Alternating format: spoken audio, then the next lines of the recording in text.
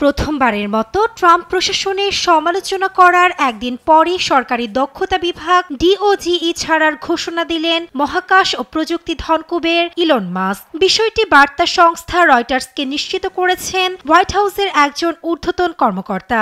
এ নিয়ে এরই মধ্যে শুরু হয়েছে নানা আলোচনা সমালোচনা। প্রশ্ন উঠছে দুই বন্ধুর বন্ধুত্বে ভাটা পড়ারও।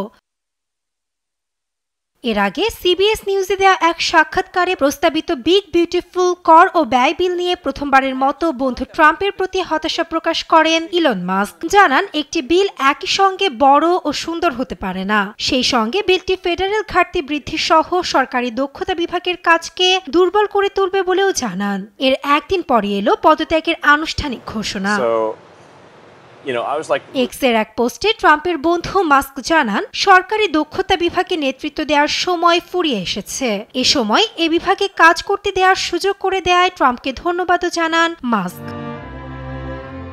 2024 সালে ট্রাম্পের নির্বাচনী প্রচারণায় অন্যতম দাতা ছিলেন মাস্ক। দুইজনকে ঘনিষ্ঠ বন্ধু হিসেবেই দেখে আসছিল বৈশ্বিক গণমাধ্যমগুলো। হোয়াইট হাউসের দায়িত্ব গ্রহণের সময় থেকেই ট্রাম্পের পাশে ছিলেন মাস্ক। অন্যদিকে ট্রাম্পও তার বিজয়ী ভাষণে মাস্কের ভূয়সী প্রশংসা করেছিলেন। তবে এপ্রিলের শেষের দিকে পিছু হটতে শুরু করেন ইলন মাস্ক। এছাড়া ট্রাম্প প্রশাসনে বিশেষ সরকারি কর্মচারী হিসেবে মাস্কের 130 দিনের মেয়াদও 30 মে নাগাদ শেষ হওয়ার কথা ছিল।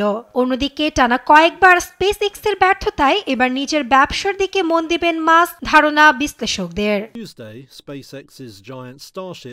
নাসরিন আক্তার, নিউজ ডেস্ক, দেশ টিভি।